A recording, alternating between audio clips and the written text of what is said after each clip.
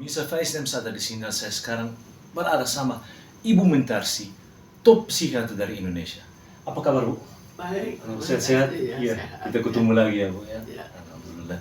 Iya, Ibu, pertama kali saya mau minta terima kasih banyak atas kehadiran Anda dan saya senang sekali untuk sudah ketemu kembali dengan Ibu Mentarsi dan saya juga ada beberapa pertanyaan yang saya mau berikan kepada Ibu Mentarsi kalau boleh. Iya.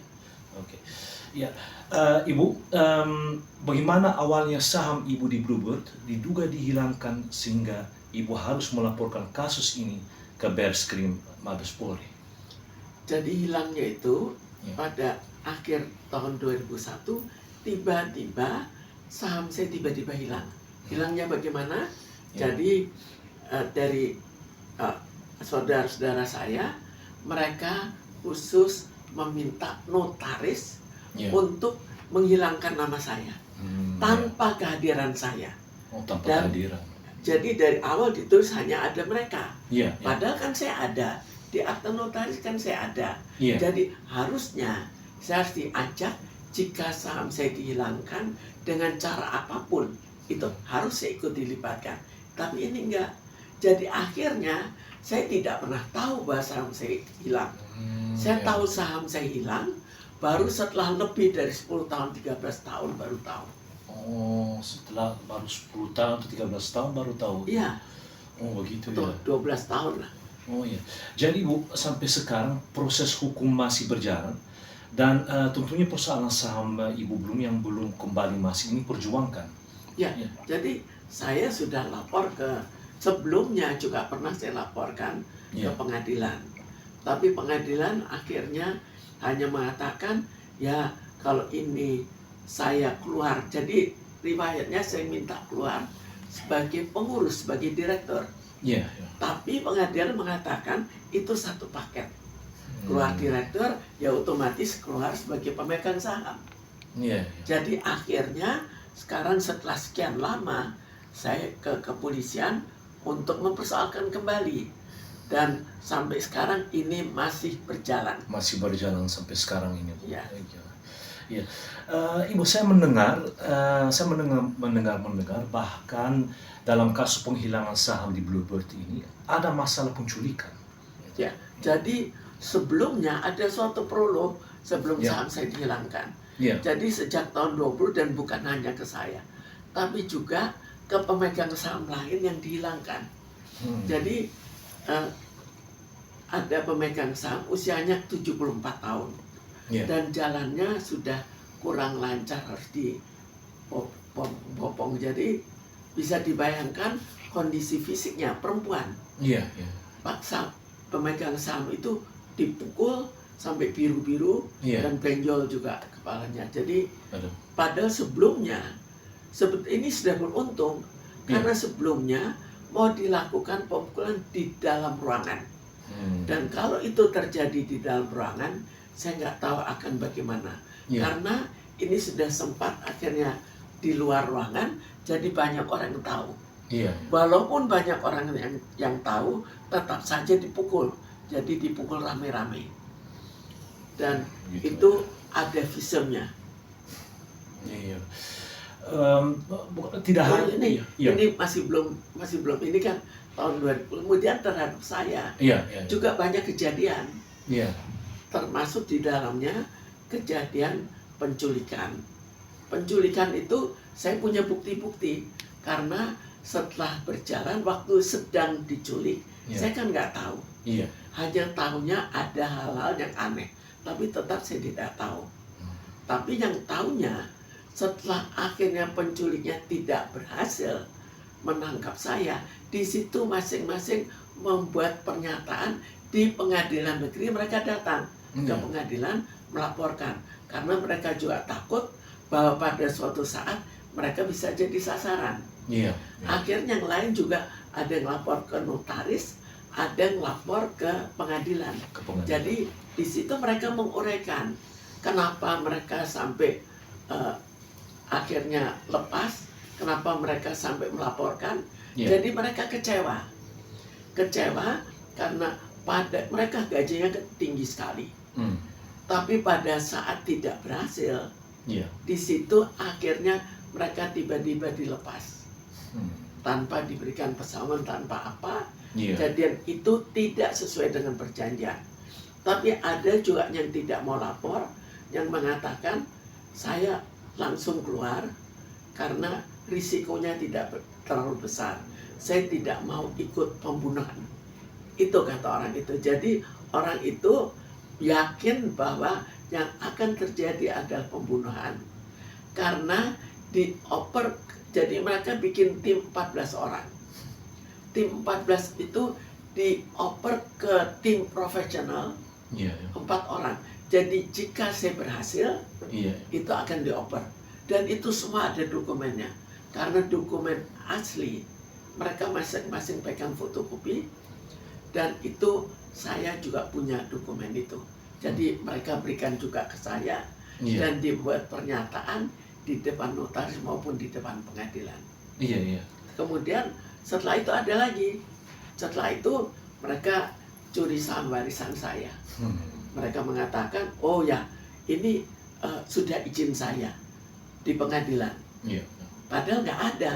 Padahal tidak Untung ada. Iya. pengacaranya kebetulan pengacara jujur. Dia bilang tidak pernah ketemu saya. Hmm. Jadi akhirnya boleh diulang. Iya. Iya. Dan setelah itu ada lagi penangkapan. Jadi entah bagaimana, Iya. tapi polisi mungkin percaya dan saya langsung dibuat surat penangkapan. Penangkapan itu atas dasar perbuatan tidak menyenangkan dan saya harus langsung dibawa dan diproses sampai penyidikan selesai. Bisa dibayangkan minimal 2 bulan. Itu harus langsung ditangkap. 2 bulan, Bu. Minimal. Itu Minimal, ya. dalam proses kebiasaannya begitu. Iya. Iya. Tapi sekarang ada lagi penggeledahan badan, pakaian, dan rumah. Sekarang apa hubungannya? Dan apa kira-kira akan terjadi? Kalau sudah penangkapan langsung bisa masuk itu kan tinggal 2. Apakah itu teroris Iya. atau narkoba? Iya. 2 itu. Itu, ya. Iya. Jadi kalau waktu itu dan itu dimanapun saya berada Iya. harus ditangkap. Hmm. Tapi kebetulan saya bisa lolos. Tapi kok tidak bisa lolos, saya nggak tahu apakah saya akan di mana, apakah masih hidup atau tidak. Iya. Iya. Untuk pengacaranya juga jujur ya, Bu. Pengacaranya hebat tuh. Iya. Tapi pengacara jujur, Iya. risikonya apa? Dia juga susah karirnya. Oh iya. Iya. Iya. Akhirnya Itu dia latar sekarang belakang bukan itu, risiko. pengacara lagi. Oh sekarang itu sudah Ya, berhenti pengacara. Oh iya.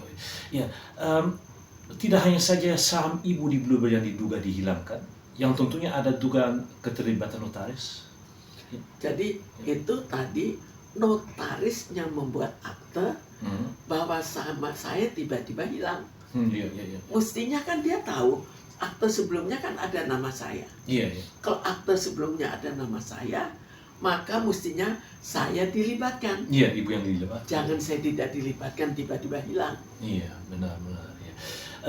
Ibu sendiri dalam berbagai pemberitaan yang sudah viral, selain pemilik sebagian saham di Bluebird Taxi, adalah orang yang juga merintis perusahaan tersebut sejak awal.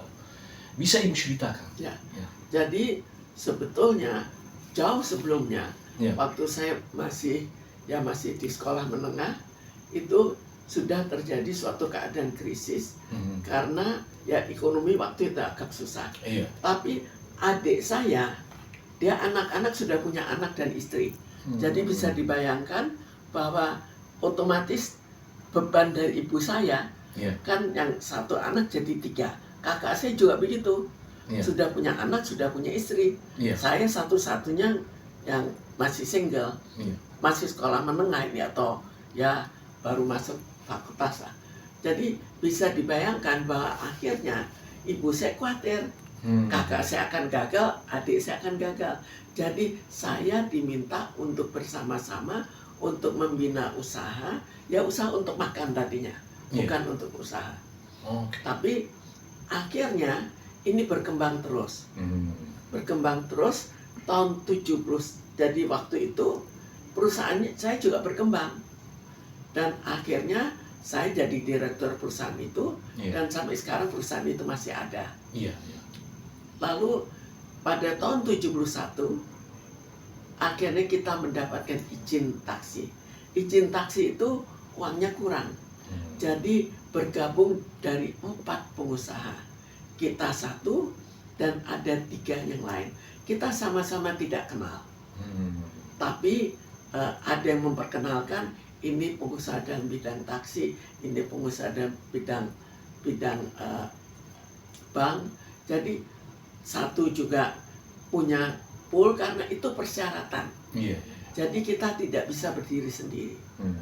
Kecuali kalau orang yang kaya raya, tapi kita belum mampu. Jadi kita dengan berempat pengusaha. Aku menolong. Tapi 2 akhirnya disingkirkan. Bahkan 3 sekarang disingkirkan. Dari sekian banyak ya, 4 keluarga pengusaha, sisanya 2 orang. Setengah dari 1 keluarga. Setengah dari 1 keluarga. Iya. Iya. Ibu, selain saham Ibu hilang, ada juga pemilik saham lain juga mengalami kasus yang sama. Jadi bagaimana Ibu melihat hal ini? Jadi di sini kan ada 4 keluarga ya. Iya. Jadi sebetulnya kalau dikatakan pendirinya hanya 2 orang, itu bohong. Pendirinya itu banyak. Termasuk saya salah seorang pendiri, tapi saya bukan pendiri tunggal, saya salah seorang di antaranya. Dan pendiri lain kan sudah disingkirkan. Tapi masih ada yang tersisa. Tapi sisanya, jadi saya ada saham warisan, pemegang saham lain juga punya saham warisan. Saya punya saham sendiri saya sudah diambil. Sekarang saham warisan itu didilusi. Jadi namanya saham besar, jadi kecil sekali. Dan akhirnya boleh dikatakan hampir hilang. Jadi hampir tidak ada nilainya, kurang dari 1%. Sekarang kita bayangkan yang lain bagaimana. Jadi yang lain juga semuanya minim, kemudian jadi Bluebird hanya milik 2 orang. Semua bisa itu hanya milik 2 dari orang. berapa banyak sisanya hanya 2 orang. Itulah yang terjadi. Benarkah Ibu, Indra Priawan, suami dari artis Nikita Willy, termasuk yang Ibu laporkan ke Barreskrim dalam kasus penghilangan saham di Bluebird? Iya, jadi kita bayangkan ada kakak saya, jadi sekarang kita lihat hanya dari segi keluarga saya. Ada kakak, ada adik. Kakak saya punya anak, salah satu adalah Indra Priawan yang merupakan suami dari Nikita Willy. Jadi dia paling tidak dia kan menampung hasil penggelapan kan? Iya, benar. Ada harapan Ibu ke depan tentang penegakan hukum yang berkeadilan terhadap seluruh rakyat Indonesia? Jelas sangat saya harapkan. Karena kalau tidak, sekarang kita bayangkan ya, kalau tidak terjadi, maka yang orang yang konglomerat, super konglomerat memang bisa mengambil polisi banyak untuk menjaga. Yang kaya sudah tidak bisa, apalagi yang miskin. Yang miskin tinggal kesulitan makan. Tapi yang kaya biasa, itu akan orang-orang kan banyak miskin. Jadi semua akan susah. Otomatis terbawa. Lalu bagaimana dengan negara? Kita kan investor tidak berani. Apa berani? Investor dari luar maupun investor dari dalam. Belum lagi kemelaratan negara. Karena semua yang akan berhasil atau akan hidup dengan berkecukupan itu harus dengan kecurangan. Tapi kalau kita curang, kita bisa mewah. Sayangnya begitu aturan. Itu akibat dari semua keadaan, bukan peraturan, tapi akibat dari perbuatan orang-orang yang ikut berkecimpung dalam bidang hukum. Ya Bu, ya semua pertanyaan sudah dijawab yang saya sudah sediakan. Terima kasih banyak Ibu. Saya sendiri mendoakan Ibu Mintarsi sukses dan Allah Subhanahu Wa Taala selalu melindungi Ibu Mintarsi dalam perjalanan proses ini, selalu dalam keadaan sehat walafiat. Dan insya Allah kalau dalam bahasa Belanda kita bilang everything will be good. Insya Allah, alles komt goed. Dan semoga nanti kita kembali lagi, jangan hukum hancur seperti sekarang. Insyaallah, amin. Terima kasih banyak. Faiz Nemsa di sini dengan Ibu Mintarsi. Alhamdulillah.